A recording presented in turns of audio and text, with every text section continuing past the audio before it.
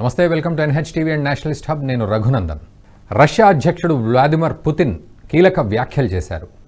మన జాతీయ భద్రతా సలహాదారు Ajit Doval BRICS NSA meeting దృష్ట్యా రష్యాకు వెళ్ళడం జరిగింది. అక్కడ వ్లాదిమిర్ పుతిన్ని కలవడం జరిగింది. ఈ సందర్భంగా పుతిన్ కీలక వ్యాఖ్యలు చేశారు.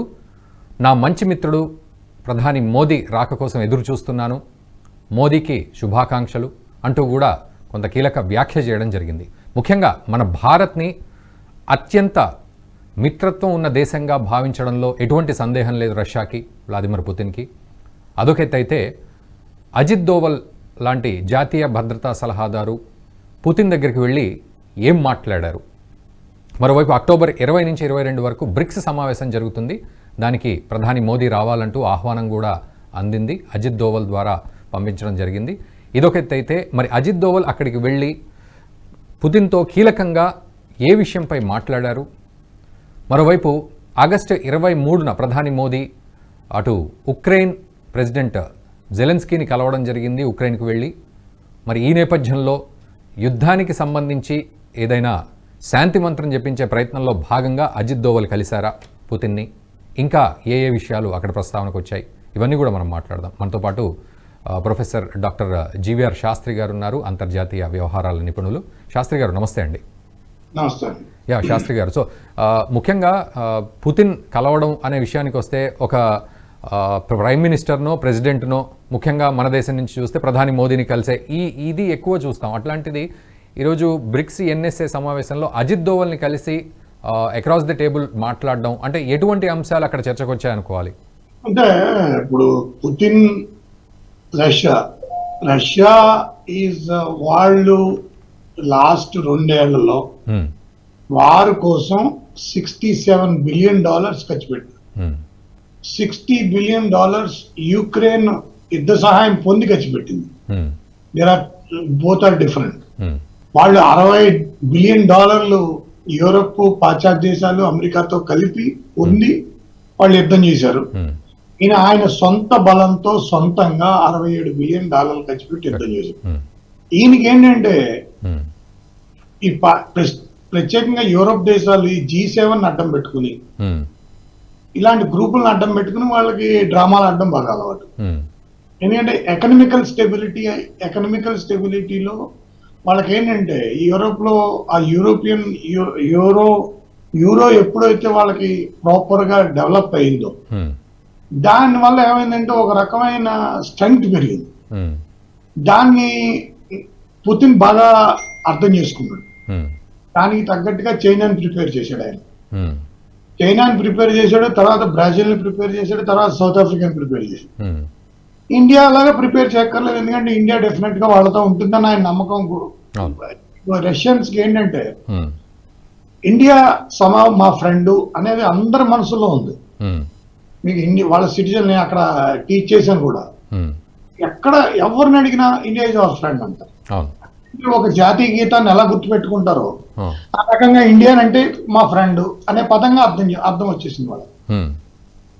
సో ఆ స్ట్రెంగ్త్ లో ఉన్నప్పుడు ఆయన మీరు వాళ్ళిద్దరి మధ్య బాటలు జరిగినా కూడా ఆయన స్పష్టంగా ఏమన్నాడు, మీ అక్టోబర్ 22 వెయిట్ చేస్తున్నాను మోడీ గారి కోసం అన్నాడు. October 22 BRICS meeting. అందులో ఏంటంటే ఒక కామన్ కరెన్సీని తీసుకురావాలని, బ్రిస్క్ కరెన్సీని తీసుకురావాలని ఒక ప్రాతిపదిక మీద చేస్తున్నారు. చాలా అది వార్ ఫుటింగ్ బేసిస్ లో ఎదురుకెళ్తుంది. దానివల్ల ఉపయోగం ఏంటంటే బ్రిక్స్ కరెన్సీ అంటున్నారు అండ్ మోదీతో ప్రత్యేకంగా మాట్లాడాలి అని అజిత్ దోవల్ కి చెప్పడం అనేది కూడా అంటే ఏంటంటే దాని అర్థం ఏంటంటే బ్రిక్స్ వల్ల ఏమవుతుందంటే ఈ సమతౌల్యాన్ని సాధించినట్టు అవుతుంది.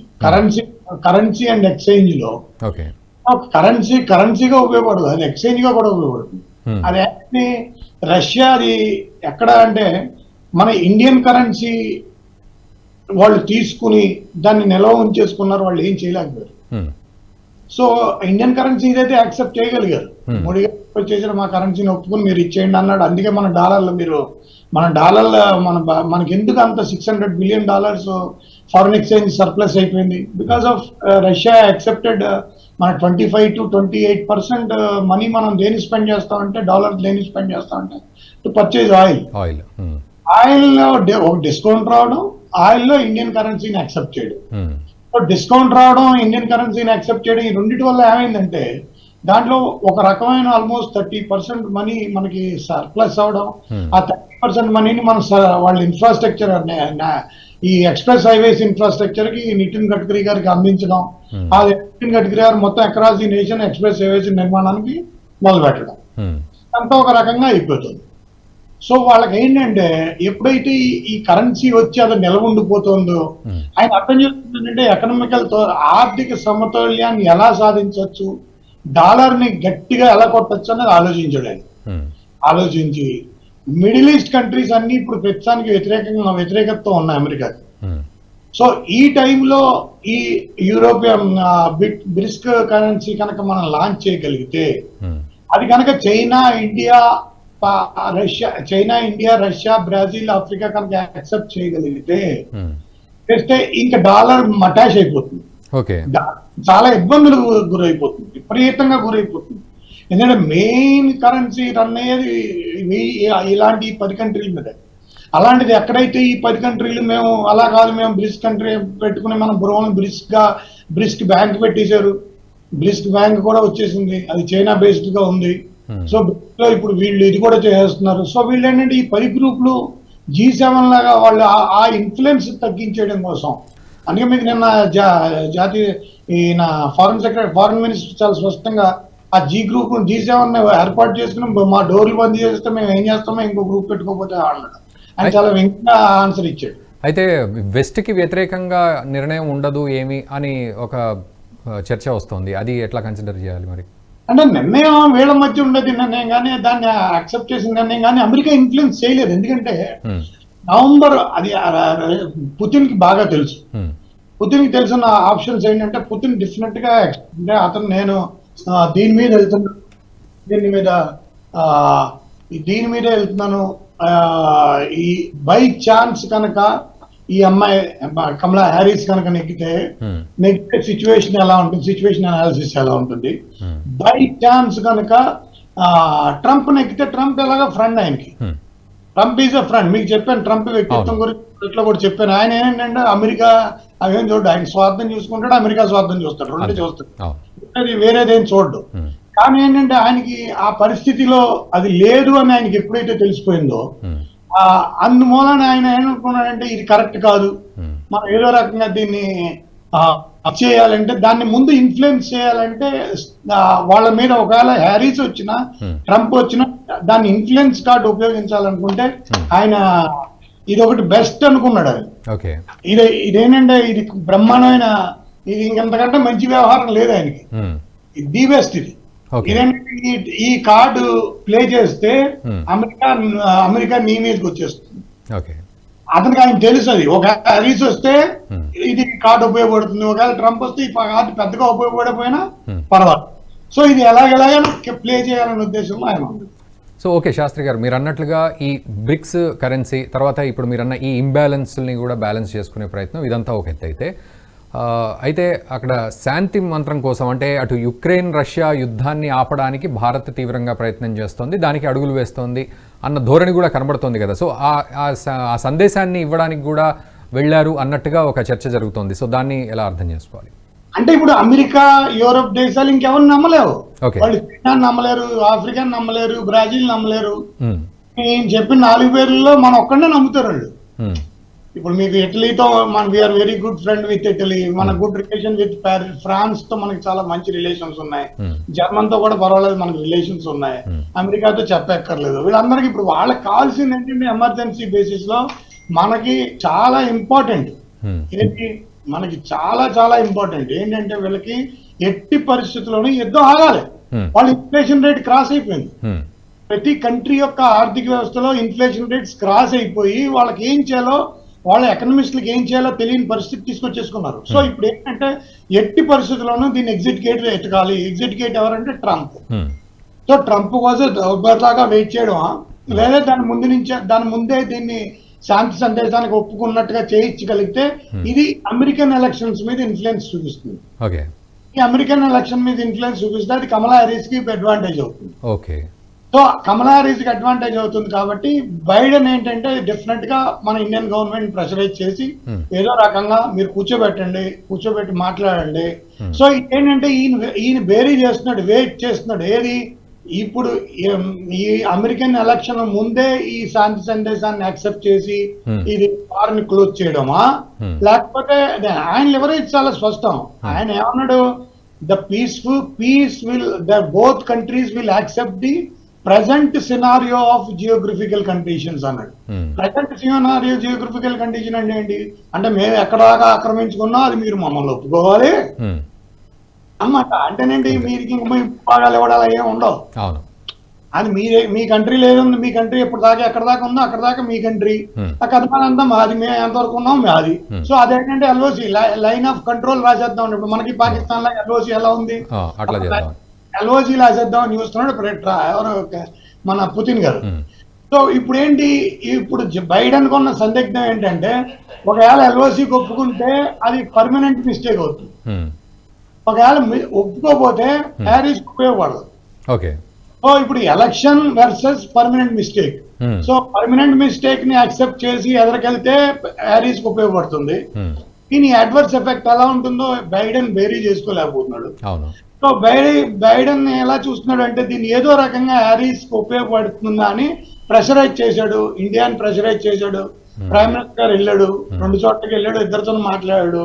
ఆయనకి కూడా అర్థమైంది, ఎందుకంటే ఇప్పుడు ఈ విషయంలో అతనికి కూడా తెలుసు. ఎందుకంటే ఒకవేళ ఇది ఆగితే, యుద్ధం ఆగితే జెలెన్స్కీ కూడా ప్రమాదమే. జెలెన్స్కీకి ఎందుకు ప్రమాదం అంటే ఎలక్షన్ కండక్ట్ చేస్తారు. యుక్రెయిన్ లో ఎలక్షన్ కండక్ట్ చేస్తే జెలెన్స్కీ వెళ్ళిపోవాల్సి వస్తుంది. ఎందుకంటే జెలెన్స్కీ 100% ఓడిపోతాడు, ఇందులో డౌట్ లేదు. ఎందుకంటే జెలెన్స్కీ చర్యల్ని ప్రజలు సమర్థించలేకపోతున్నారు. ఈ రోజు ఇజ్రాయెల్లో కూడా అదే సేమ్, మీకు అతన్ని కూడా సమర్థించట్లేదు. సో వాళ్ళకి ఇజ్రాయలీ ప్రైమ్ మినిస్టర్ని కూడా సమర్థించట్లేదు, నెతన్యాహుని. సో వాళ్ళకి ఏంటంటే ఎక్కడ ఈ పరిస్థితులు ఇవన్నీ ఎవరికి వాళ్ళు ఇంటర్నల్ గా ప్రతి దేశానికి ఉన్న పాలిటిక్స్, ఆర్థిక వ్యవస్థలో ఉన్న అసమానతలతో వచ్చే పాలిటిక్స్, ఈ యూరోప్ కు వచ్చిన గత్యంతరం లేని పరిస్థితి, యూరోప్ కి గత్యంతరం లేని పరిస్థితి, యూకే గత్యంతరం. మీరు ఒకటి చాలా స్పష్టంగా చెప్పారు, అంటే వాళ్ళు కనుక లాంగ్ రేంజ్ మిసైల్స్ వాడుకుంటారు అని కనుక వాళ్ళు కనుక ఒప్పుకుని ఉంటే, లాంగ్ రేంజ్ మిసైల్స్ కనుక బై మిస్టేక్ కూడా ఈ జెలెన్స్కీ కనుక వాడేస్తే అది ఏమవుతుంది, వార్ అగైనెస్ట్ నాటో అయిపోతుంది. ఆ వార్ అగైనెస్ట్ నాటో అంటే ఆయన 5-6 మిసైల్ కొట్టేస్తాడు, చాలా పవర్ఫుల్ మిసైల్స్. అందులో రష్యాతో పెట్టుకోవడం అంత మనతో అస్సలు మంచిది కాదు. రష్యాతోనూ నార్త్ కొరియాతోనూ పెట్టుకోవడం అనేది ఈ రోజుల్లో చేతులు కాల్చుకోవడం అంత ఇంకోటి ఉండదు. ఇంకా అమెరికా వాళ్ళు ఆగుతారు, ఎందుకంటే వాళ్ళకి అక్కడ డెమోక్రటిక్ గవర్నమెంట్స్ అంత ఈజీ కాదు మిసైల్ ఫైర్ చేయడం. ఇక్కడ అలా కాదు, ఇద్దరు ఒకటే, వాళ్ళు అనుకుంటే చాలు కొట్టేస్తారు. నార్త్ కొరియాలోనే అంతే, అంతే.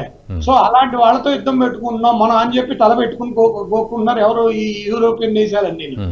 పరిస్థితి అవసరం ఆడేం లేదు, సింపుల్ గా ఒక పోలాండ్ మీదకో దేని మీదకో ఒక మిసైల్ వేస్తే మొత్తం అన్ని దేశాల్లోనే అలజడులు రేకెత్తిపోయి అక్కడ అందరూ నలుపు జెండాలు పెట్టుకుని బయటకు వచ్చేస్తారు. గవర్నమెంట్లన్నీ మటాజ్ అయిపోతాయి, రాత్రి పడిపోతాయి. అక్కడ గవర్నమెంట్లు ఎక్కువసేపు ఆగండి. మనం ఇప్పుడు బంగ్లాదేశ్ లో ఎలా చూసాం అలాగే పడిపోతాయి, రాత్రి వెళ్ళిపోతాయి. సో వాళ్ళకి ఆ పరిస్థితిని అన్ని బేరీ చేసుకున్నారు, ప్రతి గవర్నమెంట్ బేరీ చేస్తుంది. సో వాళ్ళకి ఏం చేయాలో తెలియని పరిస్థితి. సో ఇది స్టోరీ. సో శాస్త్రి గారు ఒక సింగిల్ లైన్ లో ఒక కంక్లూజన్ ఇవ్వండి, మరి భారత్ పాత్రను ఈ స్టోరీలో మనం ఎలా అర్థం చేసుకోవాలి? భారత పాత్ర అంటే భారత చాలా సున్నితమైన దారిలో వెళ్ళడం, మనకి నష్టం జరగకుండా ఈ ప్రశ్న తీసుకున్నాం. మనకి అంతకంటే ముఖ్యం ఏంటంటే మన నైబర్స్ ని ఇగ్నోర్ చేసే పరిస్థితి తీసుకురాకూడదు. మనం ఇందులో ఎక్కువ ఇన్వాల్వ్ అయిపోతే మన చుట్టూ నైబర్స్ ని కూడా మనం టైం ఇవ్వలేకపో. మనం వాడి పొలిటికల్ గాను స్ట్రాటజికల్ గాను హ్యాండిల్ చేయాల్సి ఉంటుంది. అది హ్యాండిల్ చేయాలి, అది ఎక్కువసేపు లేట్ అవ్వడం మంచిది కూడా కాదని నా ఉద్దేశం. Right. Thank you very much Shastri గారు, thank you very much. So అదండి పరిస్థితి. మొత్తానికి అజిత్ దోవల్ అక్కడ రష్యా ప్రెసిడెంట్ వ్లాదిమిర్ పుతిన్ని కలిసే విషయానికి సంబంధించి మనం ఈ వీడియోలో మాట్లాడుకున్నాం. జీవీఆర్ శాస్త్రి గారు చాలా డీటెయిల్డ్గా చెప్పారు ఆ బ్యాక్ స్టోరీ అంతా కూడా. సో ఎంత వ్యూహం ఉంది ఇందులో అనేది మనం ఒకసారి అర్థం చేసుకోవాలి.